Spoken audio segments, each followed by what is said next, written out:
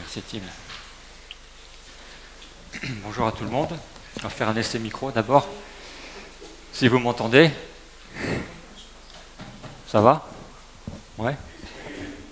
Même là, si je parle doucement, ça va? Ok. Pour Peter, ouais, peut-être on entend. Ouais, n'est-ce pas? Comme quoi, quand on a quelque chose autour de la tête, si c'est pas activé, ça sert pas à grand-chose. La prière, peut-être que c'est un petit peu ça aussi. On peut le savoir qu'il faut prier, mais si on le fait pas, peut-être que voilà. Hein. Alors, donc le thème est annoncé, comment prier. Quand il m'a demandé d'apporter ce thème, quelqu'un a apporté le pourquoi prier. Je me suis dit, mais finalement, peut-être que l'essentiel, c'est pourquoi on prie, plus que le comment on prie. Pourquoi on prie. C'est le fond qui compte peut-être plus que la forme. De savoir qu'on est debout, à genoux, etc., etc. Peut-être que le pourquoi je prie, qu'est-ce qui me motive à prier, est plus important que le comment prier. On pourrait se dire ça. Tout comme une fois, j'ai répondu à une collègue de travail qui me posait une question par rapport à ma foi. Je lui disais, de toute façon, ce qui compte, c'est que tu pries avec ton cœur. Voilà. Si je devais lui laisser qu'une seule chose, c'était ça. Et on n'a parlé que quelques minutes, donc effectivement, voilà ce que j'ai pu lui laisser, de prier avec son cœur. Et finalement, quand on prie avec son cœur, est-ce qu'il y a vraiment une méthode, une technique, quelque chose qui fait que on peut dire comment prier avec son cœur, naturellement, spontanément. Oui, certes, c'est vrai, bien sûr, mais pas seulement. Peter, s'il te plaît. Nous sommes dans Luc 11, l'évangile de Luc, chapitre 11. Je vais vous lire. Un jour que Jésus était en prière en un certain lieu, après qu'il eut achevé, un de ses disciples lui dit « Seigneur, enseigne-nous à prier, comme Jean l'a aussi enseigné à ses disciples. » Et il leur dit. J'aime bien ce début dans Luc, parce qu'après je vais utiliser surtout Matthieu 6, mais j'ai voulu utiliser Luc pour commencer ce message. Parce que simplement Matthieu ne commence pas de la même façon. J'aime bien parce qu'il est écrit un jour. Il n'y a pas de jour particulier, c'est pas comme le dimanche par exemple où il faudrait prier tel ou tel jour. Un jour que Jésus était en prière en un certain lieu. Voilà, il n'y a pas de lieu spécifique, c'est pas en haut d'une montagne, dans un temple.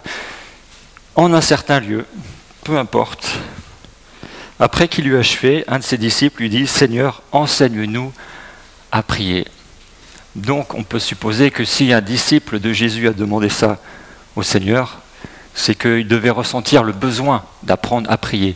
Alors peut-être qu'il voyait Jésus prier, nous on ne sait pas vraiment comment il priait finalement, on ne sait pas quelle attitude il avait.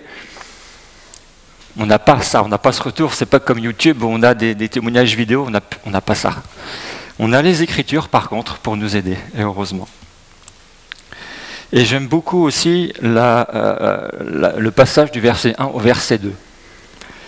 J'aime bien cette simplicité où le disciple demande quelque chose à Jésus, et il leur dit. Et moi, ça me rappelle Jacques, l'épître de Jacques, où Jacques dit « Si quelqu'un d'entre vous manque de sagesse, qu'il la demande à Dieu, qui donne à tous simplement et sans reproche, et elle lui sera donnée. » Et pour moi, c'est exactement l'illustration de ce que Jacques a dit, c'est-à-dire que Dieu, il donne simplement, sans chichi, à partir du moment où on lui demande quelque chose qui est dans sa volonté, eh bien, il nous l'accorde simplement. Et il leur dit, il n'y a pas une mise en scène, il n'y a rien de particulier, c'est très très simple. Peter ? Et là, paradoxalement, dans Matthieu, Jésus va commencer par comment ne pas prier. Peter, s'il te plaît. Donc Matthieu 6, 5. Et quand tu prieras, Ne fais pas comme les hypocrites, car ils aiment à prier en se tenant debout dans les synagogues et au coin des rues, afin d'être vus des hommes. Je vous dis en vérité qu'ils reçoivent leur récompense. Alors là, vous ne voyez peut-être pas très bien, mais dans l'évangile de Jean, chapitre 5, Jésus a dit « Je ne tire pas ma gloire des hommes ». C'est une illustration aussi de ce que Jésus dit dans Matthieu. « Et quand tu prieras, ne fais pas comme les hypocrites, car ils aiment à prier. » Alors, on s'arrête là. Ils aiment à prier, mais ils aiment à prier en se tenant debout. C'est pas grave. Dans les synagogues, c'est pas grave. Au coin des rues, pourquoi pas. Afin d'être vus des hommes. Et en fait, c'est un peu ça le problème. Quand on prie, normalement, c'est pas, on peut prier quelqu'un de faire quelque chose, mais c'est pas le même sens que quand on prie Dieu, forcément. Et quand on prie Dieu, on ne fait pas normalement pour être vu des hommes. Je vous dis en vérité qu'ils reçoivent leur récompense. Est-ce que ça veut dire que leur prière ne sera pas du tout écoutée? Je ne sais pas, je n'irai pas jusqu'à là, mais en tout cas, il y a quelque chose qu'ils n'auront pas. Le fait de faire ainsi pour être vu par les hommes empêche quelque chose. Une bénédiction probablement. Et donc Jésus a dit que lui ne tirait pas sa gloire des hommes, et c'est quelque chose que même les pharisiens reconnaissaient. Ils disaient, de toute façon, on sait que toi tu ne te fies pas à l'apparence. Tu ne te fies pas, peu importe la personne que tu as en face de toi, ça n'a aucune importance. Même les pharisiens reconnaissaient cela. Peter ?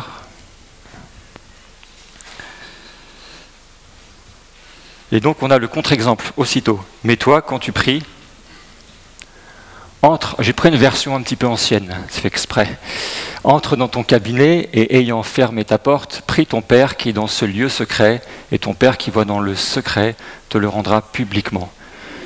J'ai fait exprès de ne pas utiliser la version second classique parce qu'on est tellement habitué à l'entendre que peut-être on ne se rend même plus compte de ce que ça veut dire. Alors, mais toi, quand tu pries, entre dans ton cabinet. Alors, le cabinet, c'est une petite pièce. Ça peut être un lieu pour entreposer quelque chose, ça peut être un bureau. Le mot chambre utilisé par second n'est pas automatique. Ce n'est pas forcément la chambre en tant que telle. Hein. Ça ne veut pas dire, par exemple, qu'il faut aller forcément ou systématiquement dans sa chambre pour que Dieu nous écoute. Et ayant fermé ta porte. Donc ça, c'est pour l'intimité, pour ne pas être dérangé.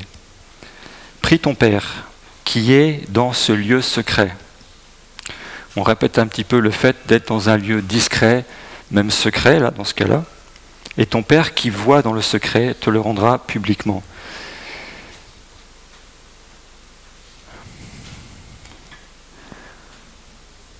Alors, nous sommes tous contents de pouvoir prier à l'église. Enfin, moi, en tout cas, j'aime bien prier publiquement à l'église. C'est pas un problème, je ne crois pas, puisque Jésus a dit que là où 2 ou 3 sont assemblés en mon nom, je suis au milieu d'eux. Et que si plusieurs s'accordent pour prier sur un sujet, ben, c'est plutôt bénéfique. Donc, en fait, le Seigneur n'est pas contre la prière publique ou la prière en groupe. Là, c'est pas ça qui est mis en question. C'est le fait que, par rapport à ce qu'il dit juste avant, les pharisiens, eux, c'est pour être vus. Et là, c'est exactement l'inverse. C'est justement, ça n'a aucun intérêt. Ce qui compte, c'est d'être entendu par celui que l'on prie. Et si nécessaire, d'aller dans un lieu secret, fermé, que personne, comme l'a dit Tim, Tim le dit régulièrement, il n'y a que Dieu qui nous entend.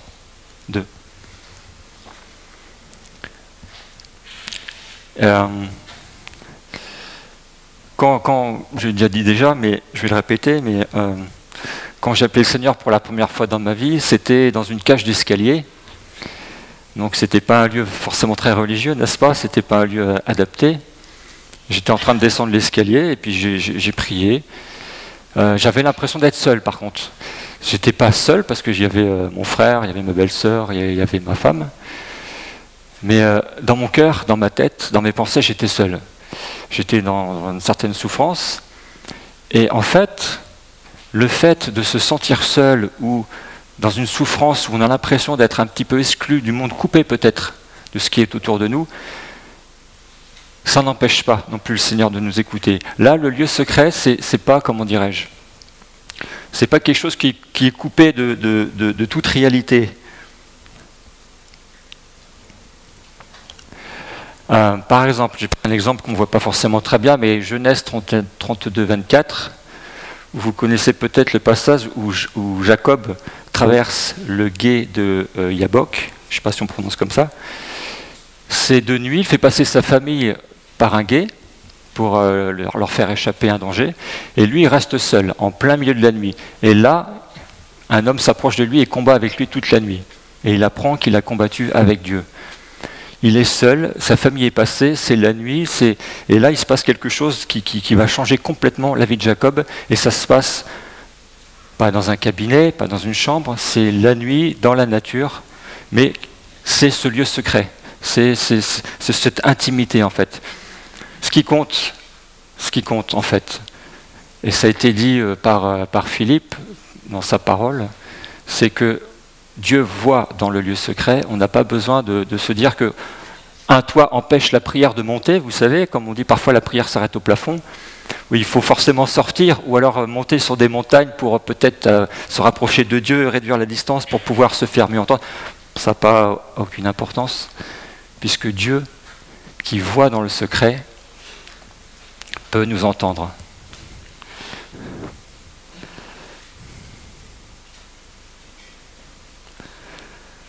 Tout ça pour dire que l'essence, le comment prier, ça doit être vu dans le sens de comment puis-je, moi, me rapprocher de Dieu, puisque Dieu est près de moi. Dieu voit dans le secret, donc ça, c'est pas le problème. Le problème, c'est jamais Dieu, en fait, le problème, c'est toujours nous. c'est nous, c'est comment nous disposons pour nous approcher de Dieu. C'est ça la clé.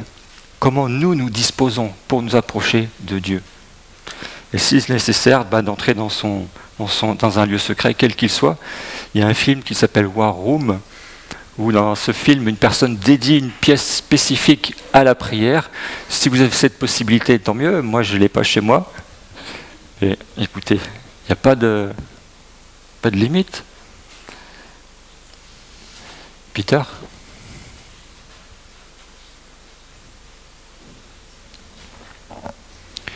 Or, quand vous priez, n'usez pas de vaines redites. On est toujours dans le comment ne pas prier. Or, quand vous priez, n'usez pas de vaines redites comme les païens, car ils croient qu'ils sont exaucés en parlant beaucoup. Alors, pour moi, il ne s'agit pas de dire qu'une prière sera entendue parce qu'elle dure tant de secondes. C'est pas ça non plus, et je ne pense pas que le Seigneur ait jamais voulu dire ça. On n'est pas dans le technique, dans le chronomètre. Ce que veut dire le Seigneur, c'est que certaines personnes ont l'impression que, en répétant les choses, alors les vaines redites, il ne s'agit pas de redites, le Seigneur précise des vaines redites. Après, c'est peut-être à chacun d'imaginer ce que cela peut vouloir dire. Les vaines redites, c'est donc répéter inlassablement la même chose. Vous savez que dans certains endroits sur Terre, on parle de moulins de prière, où il y a tout des mécanismes, des rites, où même sans critiquer, sans juger, on peut poser des bougies comme si la prière passait par la bougie. Alors bon, je ne suis pas convaincu que ce soit ça, mais je peux comprendre que des personnes croient que ça peut avoir quelque chose. Moi, je ne les juge pas par rapport à ça. Ils font les choses aussi par rapport à une connaissance. Donc le fait de répéter inlassablement, comme si le Seigneur n'entendait pas, comme si le Seigneur il était sourd, alors que ils sont de même les cœurs. Donc rassurez-vous, il n'est pas atteint du tout de surdité. Croire qu'on est exaucé parce qu'on parle beaucoup. Alors, il y a un passage où, je ne me rappelle plus dans quel évangile, où le Seigneur dit « Demandez et vous recevrez ». Et le temps du verbe, c'est dans le sens qu'il faut demander, mais toujours. C'est comme le ing en anglais. Il y a toujours cette démarche en fait de demander. C'est pas demander une fois, c'est demander et vous recevrez, frapper et on vous ouvrira. Enfin, peut-être vous connaissez ce verset. Il y a cette voilà, il faut y aller, il faut y aller, il faut y aller, il faut y aller, il faut y aller. Mais ça ne veut pas dire pour autant qu'il faut utiliser la même phrase et constamment la mettre devant le Seigneur comme s'il ne voyait pas, il n'entendait pas. C'est pas dans ce sens-là qu'il faut voir les choses, puisque le Seigneur sait ce qu'on va dire avant qu'on le lui dise. Donc ça sert à rien de vouloir arracher quelque chose à quelqu'un qui sait déjà les choses. Vous imaginez? Excusez-moi mais le Seigneur est tellement bon que parfois je me dis que nous sommes tellement compliqués et qu'on ne sait pas bien s'y prendre, mais heureusement le Seigneur est tellement bon qu'il peut compenser largement notre manque de connaissances ou notre faiblesse et plein de choses. Heureusement que le Seigneur n'est pas, je pensais à Guéna, est procédurier, qui le fait qu'il faut, quand on rentre dans l'église, faire ceci, faire cela, et dans tel ordre. Si ça peut aider quelqu'un à se rapprocher de Dieu, pourquoi pas? Mais forcément, la limite, elle est vite atteinte. Puisque le but, c'est quand même d'ouvrir son cœur au Seigneur. Donc c'est pas en touchant un objet, en faisant un geste particulier que ça va ouvrir notre cœur. Enfin, il y a des gens qui croient ça.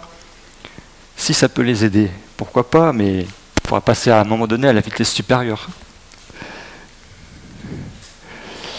Donc en parlant beaucoup, une fois avec Martine, on faisait de l'évangélisation de rue. On est tombé sur une personne qui était dans une voiture et avec qui on a commencé à discuter. Et cette personne nous a tenu la jambe 1 heure. Et pendant 1 heure, on n'a pas pu placer grand-chose. Incroyable, mais je me rappelle de rien. Et pendant 1 heure, il m'a parlé, et je me rappelle de rien. Je dis, mais Seigneur, plus jamais ça, quoi. Vaut mieux parler quelques secondes. C'est comme quand on parle du Seigneur à quelqu'un. Je ne sais pas, je suppose qu'à beaucoup, ça est arrivé quand on commence à parler du Seigneur. Alors là, ça peut durer des heures. On peut être devant son repas, et le repas refroidi, on mange rien, mais on parle.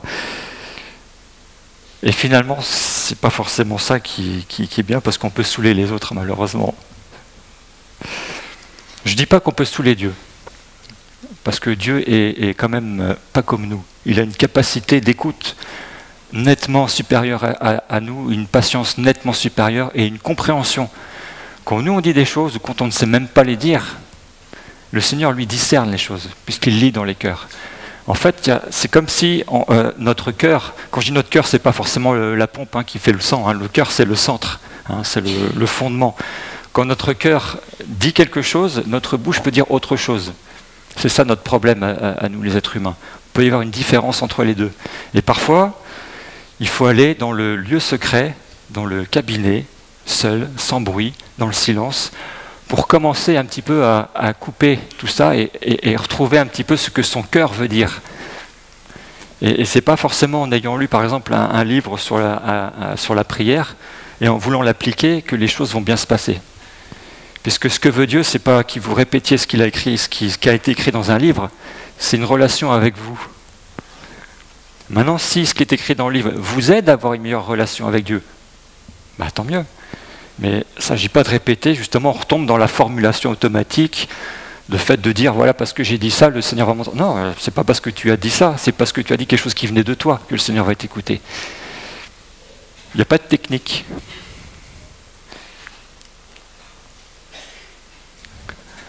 Peter, s'il te plaît. Alors je me pousse parce que ça prend beaucoup de place. Ne leur ressemblez donc pas.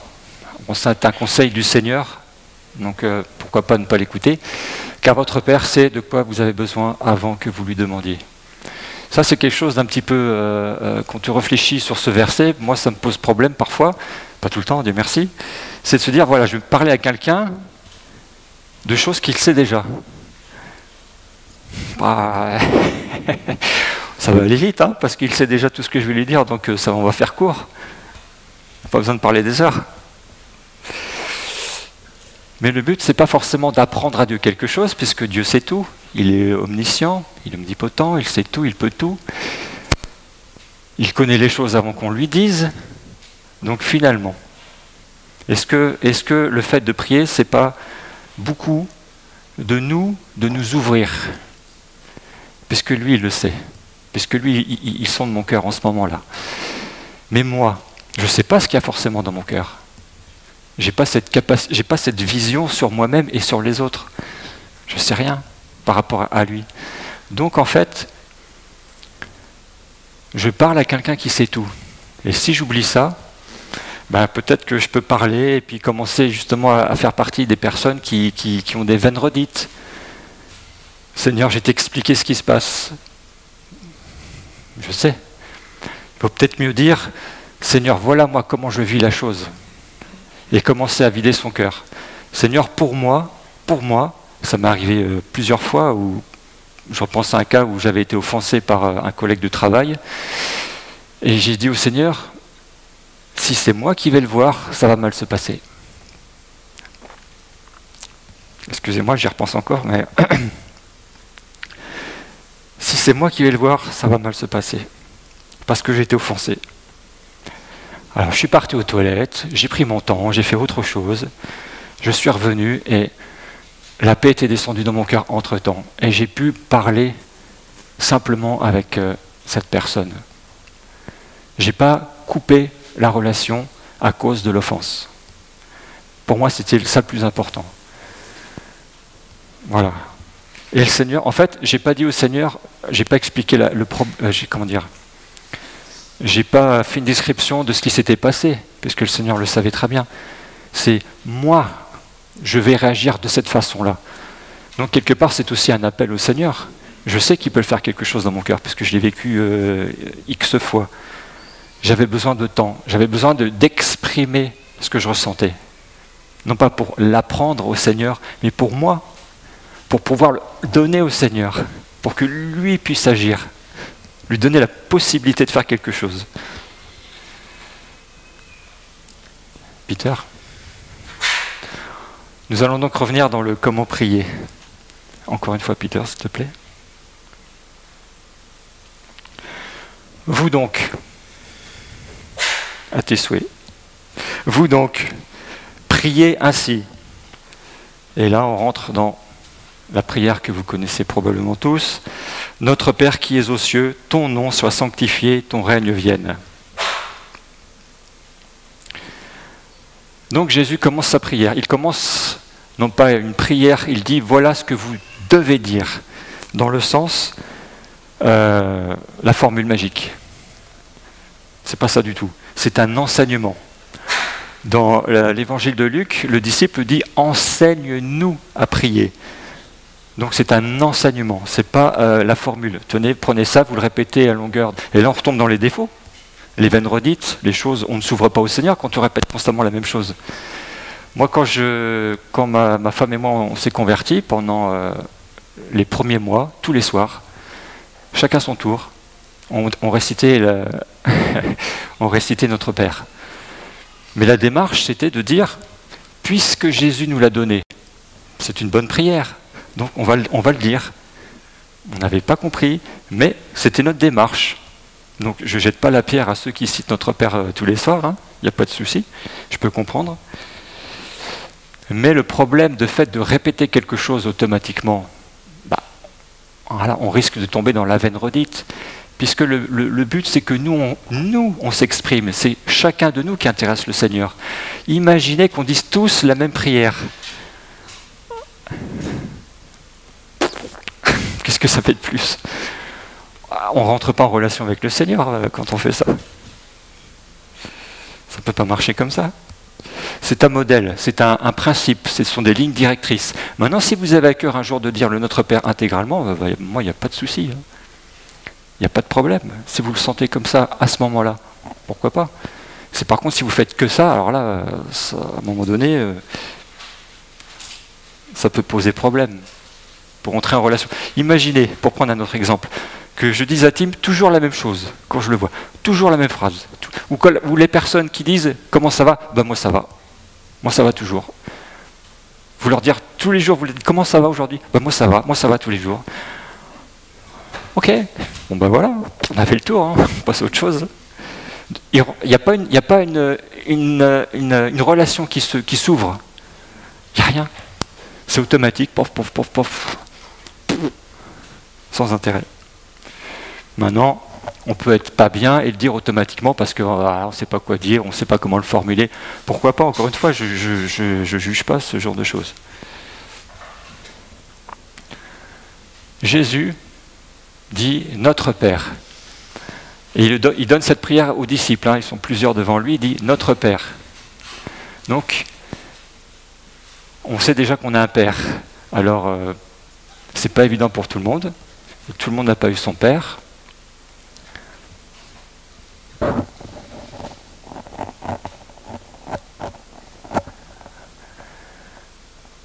Notre Père qui es aux cieux, ton nom soit sanctifié, ton règne vienne. Ton nom soit sanctifié, c'est quelque chose qui m'a posé problème aussi, parce que je ne comprenais pas ce que ça voulait dire.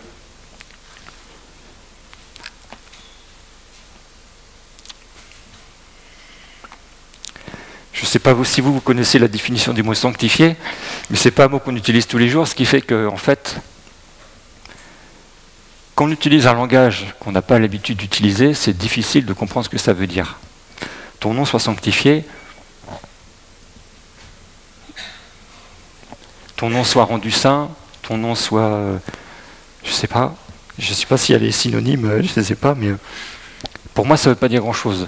Maintenant, si on me dit, dans la version Summer, non, c'est pas la version Summer, est-ce que quelqu'un a la version Summer ou pourrait le dire dans la version Summer? Je l'ai pas en tête. Matthieu 6, 9.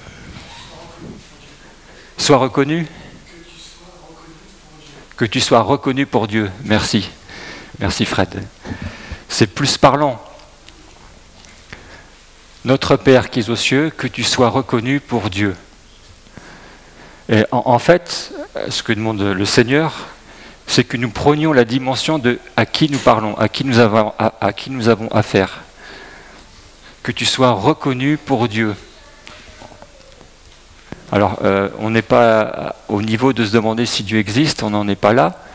On en est que tu sois reconnu pour Dieu, que tu sois vénéré pour qui tu es. Et la façon dont on prie exprime aussi la façon dont on voit Dieu. Si effectivement on prie Dieu avec une prière automatique, on ne doit pas voir Dieu comme quelqu'un qui est relationnel ou qui veut entrer en relation avec nous, puisque entre lui et nous, on met une prière automatique. Si on voit effectivement le Seigneur comme ça, on ne rentre pas tout à fait dans ce créneau-là. Que tu sois reconnu comme Dieu, et là que ton nom soit sanctifié peut prendre un sens dans le sens que tu sois qui tu es pour nous, que qui tu es le devienne pour nous. Vous voyez ce que je veux dire? Qui tu es, ça, de toute façon, Dieu, il ne change pas, il est immuable, il ne change pas. Il n'y a pas d'ombre de variation en lui. Nous, oui, on change. Beaucoup, du matin jusqu'au soir, on peut changer multiples fois. Et le fait de saisir qui est Dieu, sa personne, ça nous aide beaucoup. Il y a de multiples versets dans la Bible qui disent que le Seigneur est un rocher. Un rocher, c'est quelque chose sur lequel on peut s'appuyer.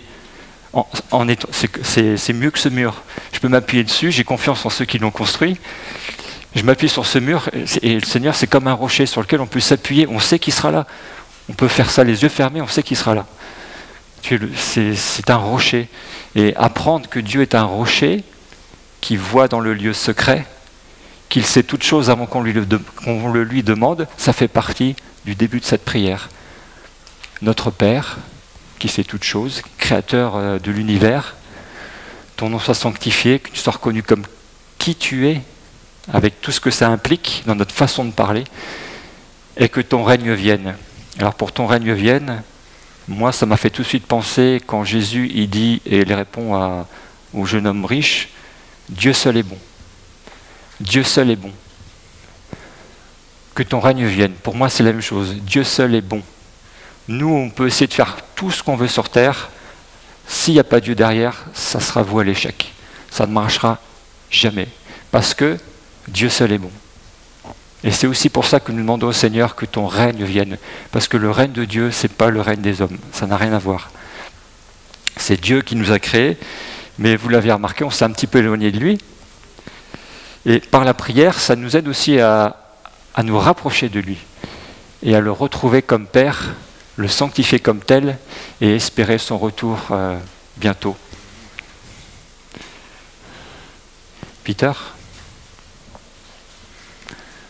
Ta volonté soit faite sur la terre comme au ciel.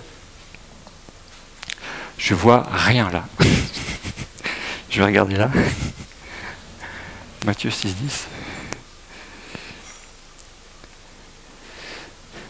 Dans le psaume 143, il est écrit « Enseigne-moi à faire ta volonté, car tu es mon Dieu, que ton bon esprit me conduise sur la voie droite. » J'ai passé quelques mois en Alsace, et ça a été un verset pivot pour moi pendant quelques temps, où c'était dur, et j'avais ce verset qu'on ne voit pas. « Enseigne-moi ta volonté, tu es mon Dieu, que ton bon esprit me conduise sur la voie droite. » C'est une prière, bien sûr, c'est dans les psaumes. Les psaumes sont un trésor de prière, très instructif. J'aime beaucoup utiliser des versets de psaumes comme ça que je peux mettre dans la prière. Je peux prier au Seigneur, dire des choses, et puis mettre un verset de psaume, parce que c'est une affirmation de foi. Tu es mon Dieu, que ton bon esprit me conduise sur la voie droite. C'est une prière, c'est une requête. Tu es mon Dieu. Et un autre verset qui dit « Tu es mon souverain bien » dans la version seconde. Tu es mon souverain bien. On peut se le répéter. Tu es mon souverain bien. On n'a pas demandé à Dieu d'être notre souverain bien. Il est notre souverain bien. Donc, quelque part, prier, c'est aussi affirmer des vérités. On dit des choses. C'est par la foi. On saisit les choses. Voilà. Prier, c'est aussi ça. Mais on verra à la fin. Je vais résumer un petit peu tout ça. Peter, s'il te plaît. Donne-nous aujourd'hui notre pain quotidien. Tim l'a dit à l'instant. Alors, certaines personnes vont automatiquement spiritualiser ce verset pour dire Jésus est le pain de vie. Donc, on demande finalement au Père de nous donner notre portion de Jésus aujourd'hui, de ce que nous devons vivre avec le Seigneur, avec les autres. Parce que, bien sûr, vivre le Seigneur, c'est dans ce sens-là, mais aussi vivre le Seigneur, c'est avec les autres, évidemment. Mais je crois aussi que Jésus s'intéresse au pain, comme le pain que nous avons pris pour la Sainte Seine, le vrai pain. Parce que Jésus n'a pas fait que des enseignements spirituels, il a aussi nourri des milliers de personnes avec la multiplication des pains, des poissons. Il s'intéresse aussi à la nourriture terrestre. Et je ne sais pas si vous vous rappelez, mais quand il est apparu aux disciples, après sa résurrection, quand il pêchait, il était sur la berge et il préparait un poisson. Alors qu'il était ressuscité dans son nouveau corps, il préparait un poisson. Donc pour moi, donne-nous aujourd'hui notre pain quotidien, c'est les deux. C'est notre nourriture, nous en avons besoin, parce que si on n'a pas à manger, à boire, on ne va pas aller bien loin. Même l'air que l'on respire, même les forces qu'on utilise pour faire les choses. Mais c'est aussi, bien sûr, comme l'a dit Tim, on ne vivra pas de pain seulement, mais de toute parole, notamment à travers la Bible, qui peut nous enrichir et nous aider à nous rapprocher de Dieu et à prier. Peter, s'il te plaît.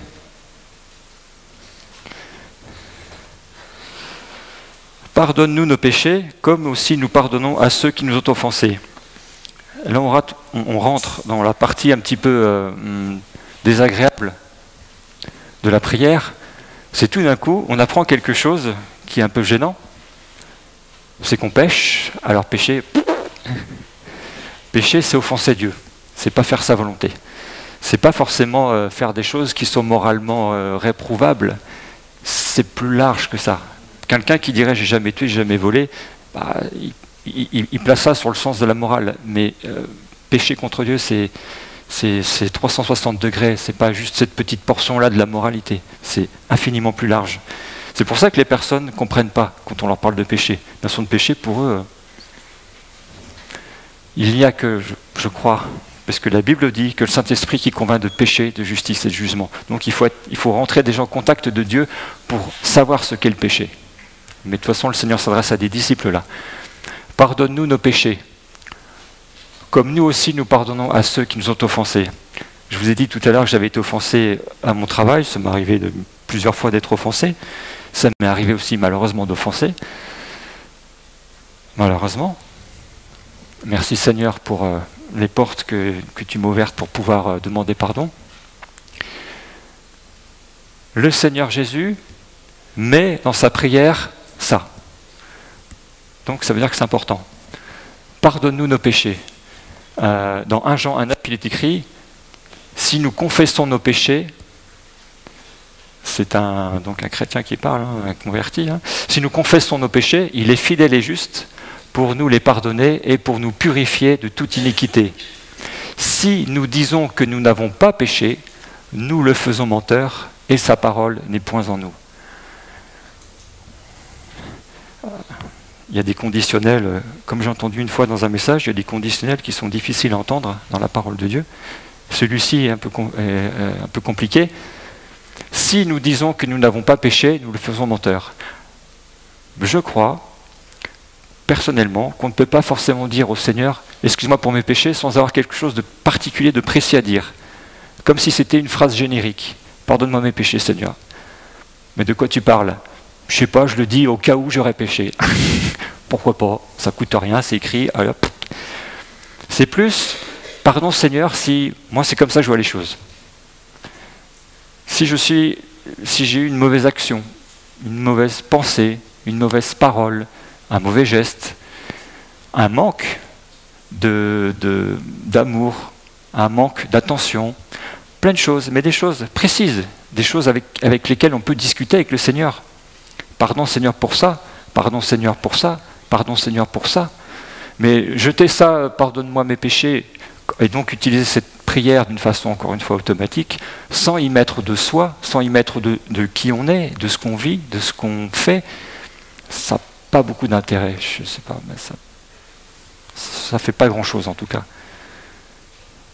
Après, si vous sentez que vous n'êtes pas terrible, encore une fois, c'est pas une méthode comme ça. C'est un enseignement, donc c'est juste un nuage des principes pour guider. Si vous sentez dans vos cœurs, ça m'est déjà arrivé, on peut se sentir mal, sans avoir les mots pour l'exprimer. À ce moment-là, on peut commencer sa prière, pourquoi pas ? Pardonne-moi mes péchés, Seigneur. Pardonne-moi. Si j'ai fait quelque chose, peut-être que j'en ai pas conscience. Peut-être que j'ai fait quelque chose et je ne réalise pas que j'ai péché. Pardonne-moi, Seigneur, mes péchés. Et là, en entrant en relation avec Dieu, les choses peuvent se dégager, être mis en lumière, dans le lieu secret, tranquillement. Pourquoi pas ? Donc, pardonne-nous nos péchés. Et oui, c'est ça le côté désagréable.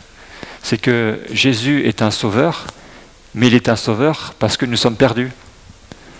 Si nous n'étions pas perdus, nous n'aurions pas besoin de sauveur. Et grâce à ce qu'a fait le Seigneur, et la Sainte Seine est là pour nous le rappeler, nous sommes de nouveau en relation avec le Père. Et quand je disais nous sommes en relation avec le Père, vous savez que, j'espère que vous le savez, Dieu est trinitaire. Dieu est trinitaire parce que c'est écrit dans la Bible que Dieu est trinitaire. C'est pas écrit le mot trinitaire, mais la manifestation de la Trinité, elle est dans toutes les pages de la Bible. Nous avons le Père, le Fils et le Saint-Esprit. Et les disciples demandent au Fils, apprends-nous à prier. Et le Fils ramène au Père. C'est normal. Il ne va pas dire, priez-moi, même si à un moment donné dans Jean, il est dit, demandez en mon nom. Demandez en mon nom. Donc il dit déjà que c'est par moi que les choses vont se faire. Vous savez que Jésus est le seul médiateur entre Dieu et les hommes. Étant fils de Dieu, il est Dieu lui-même. On peut se poser la question de savoir est-ce qu'il faut prier le Saint-Esprit. Moi, je n'ai pas d'avis arrêté sur le sujet. Le Saint-Esprit, c'est Dieu. Parce que le Père, le Fils et le Saint-Esprit. Donc, quitte que vous priez, de toute façon, c'est Dieu. Il y a pas, vous ne pouvez pas dire, je vais dire au Père, comme ça Jésus ne le saura pas. Ou je vais dire au Saint-Esprit, comme ça Jésus ne le saura pas, ou le Père ne le saura pas. Non, même si chaque personne est indépendante, chacune est Dieu, pleinement Dieu. Donc, c'est pas trop grave, je pense. Maintenant, bibliquement, Jésus renvoie quand même au Père, et le Saint-Esprit renvoie à Jésus. Le Saint-Esprit, il n'y a pas quelque chose dans les Écritures qui dit que le Saint-Esprit veut être prié. Il n'y a rien, enfin moi, j'ai pas trouvé. Donc, après, voilà, je ne suis pas non plus contre le fait de parler au Saint-Esprit. Enfin, moi, personnellement, ça ne me pose pas de problème. Le tout, c'est de ne pas aller dans l'abus, puisque les Écritures ne vont pas dans ce sens-là. Mais il faut rester ouvert. Peter, s'il te plaît.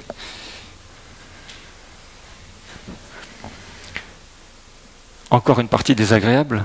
Et ne nous induis pas en tentation, mais délivre-nous du mal. Je vais lire les 2 versets dessous. Dans Marc, il est écrit, Jésus dit, « Veillez et priez afin que vous ne tombiez pas en tentation. L'esprit est bien disposé, mais la chair est faible. » Alors peut-être que vous avez déjà constaté que la chair est faible. Moi, oui. Dans 1 Pierre, il est écrit « Soyez sobres, veillez, votre adversaire, le diable, rôde comme un lion rugissant, cherchant qui il dévorera. » Ça, c'est un verset qui me fait pas plaisir de savoir que j'ai un ennemi qui cherche à me détruire. Moi, ça me fait pas vraiment plaisir, ce genre de choses. J'ai découvert ça petit à petit dans ma vie chrétienne, que j'avais un ennemi. Je pensais qu'une fois qu'on connaît Dieu, bah, c'est bon, tout est ok, la vie est bleue. Eh ben non, pas tout à fait. Et donc dans cette prière, Jésus dit, nous induis pas en tentation, mais délivre-nous du malin. Jacques précise une chose intéressante. Pour ceux qui pensent que quand on est tenté, c'est forcément le diable qui nous tente. Jacques explique un petit peu la chose, on est tenté par sa propre convoitise, par malheureusement les choses qui sont en nous. Après que le diable les utilise pour nous amener au péché, c'est autre chose. Mais c'est facile d'accuser le diable de tous les maux, alors que nous avons besoin d'être délivrés du malin, et comme le verset d'avant le dit, je vais le relire. Nous offensons Dieu, c'est nous qui offensons Dieu, c'est pas le diable. Et c'est nous qui avons besoin d'être sauvés. On peut offenser Dieu à n'importe quel moment de multiples façons. C'est important quand on rentre en prière de se rappeler qui on est, et cette prière que donne le Seigneur est justement aussi faite pour ça. Ne nous induis pas en tentation, donc si on se croit fort, qui c'est qui dit que celui qui se croit debout prenne garde de ne tomber? Jude? Je ne me rappelle plus. Donc voilà, c'est pas personne n'est exclu, je crois. On voit que les plus grands hommes de foi dans la Bible ont eu de gros problèmes, donc on ne peut pas s'exclure de la prière du Seigneur. Peter? Car à toi appartiennent le règne, la puissance et la gloire à jamais. Amen. Finir une prière en glorifiant Dieu, je trouve ça super. Hein.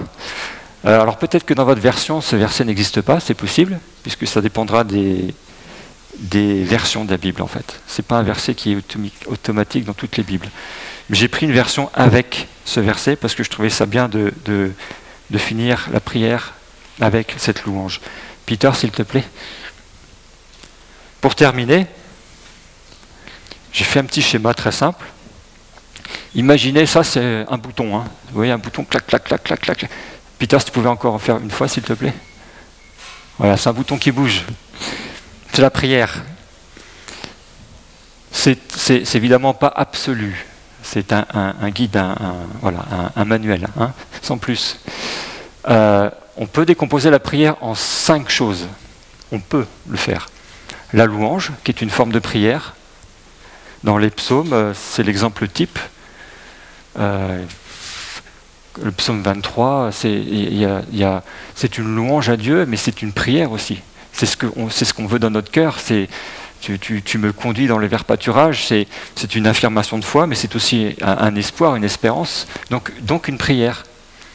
La confession, Seigneur, pardon pour ce que j'ai pu dire à tel moment, pardon d'avoir pas pu ceci, d'avoir pas fait cela. La requête, alors Seigneur, j'ai des choses à te demander, j'aimerais bien ça, j'aimerais bien ça, j'aimerais bien ça, est-ce que tu peux ceci, est-ce que tu peux cela, il faudrait ceci, il faudrait cela. L'intercession, Seigneur, est-ce que tu peux accorder ça à telle personne, est-ce que tu peux guérir cette personne, est-ce que tu peux faire quelque chose pour les autres. Et l'action de grâce, merci Seigneur. Merci Seigneur. Parfois, je me dis, mais je ne sais pas combien de fois je t'ai dit merci Seigneur depuis que je te connais, mais ça doit être énorme. Et parfois, quand je dis, je ne vais pas le dire aujourd'hui, merci Seigneur. Parce que je sens que c'est comme bien de le dire. Donc, si vous voulez, dans une prière, c'est pour moi, c'est pas quelque chose, voilà, c'est ça. Encore une fois, c'est pas la veine redite, c'est pas la chose automatique. C'est justement essayer de laisser, entre guillemets, respirer son cœur, respirer ce qu'il y a en nous. On est le temple du Saint-Esprit, donc il peut se passer des choses en nous avec le Saint-Esprit. Une prière peut passer par toutes ces phases. Vous pouvez commencer par la louange. Pourquoi pas? Après, il faut dire, oh, pardon Seigneur, je viens de penser un truc, là, telle personne à mon travail, excuse-moi pour ça, vraiment merci de ton aide Seigneur, que tu me conduises la prochaine fois, j'ai besoin de toi, parce que par moi-même, j'ai du mal à arriver à faire bien les choses. J'ai besoin de toi Seigneur, je confesse que j'ai besoin de toi. Ma requête Seigneur, c'est que la prochaine fois, si tu permets que je rencontre telle ou telle personne, les choses se passent mieux. Seigneur, je te demande pour cette personne, l'intercession, que tu la bénisses, que tu permettes qu'elle puisse recevoir la vérité dans son cœur. Et l'action de grâce, Seigneur, je te remercie. Merci pour tout ce que tu fais chaque jour pour moi. Merci pour ta fidélité, pour ta miséricorde. Si je suis là aujourd'hui, c'est grâce à toi. Donc vous voyez, une prière, ça peut... Vous pouvez prendre que la louange et l'intercession, vous pouvez faire la palette, il n'y a pas de règles. Mais c'est bien de se rappeler, comme dans la prière de notre Père, si vous voyez la progression, notre Père qui est aux cieux. On commence par mettre les choses au point. Je m'adresse à une autorité qui est supérieure à moi. Et moi, je suis un pécheur. Et toi, tu sais tout, et moi, je ne sais pas grand-chose. Toi seul est bon, moi, je ne le suis pas. Vous voyez, on place les choses, et après, on peut commencer à discuter. C'est comme je ne vais pas discuter avec ma femme comme je discuterai avec mon chef, comme je discuterai avec mon directeur d'usine.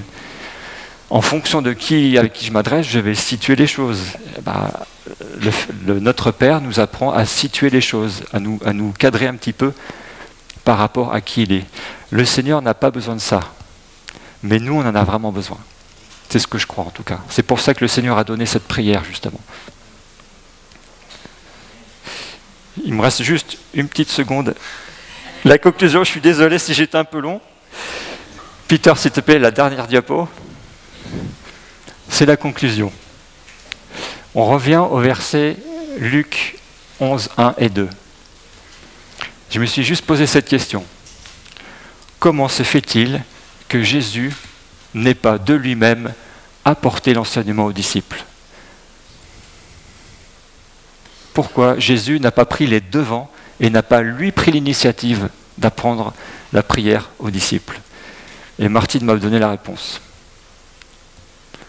Parce que Jésus voulait qu'on le lui demande. Il est prompt à répondre. Il est prompt à répondre. Et je me dis peut-être que le Seigneur attendait que les disciples lui demandent.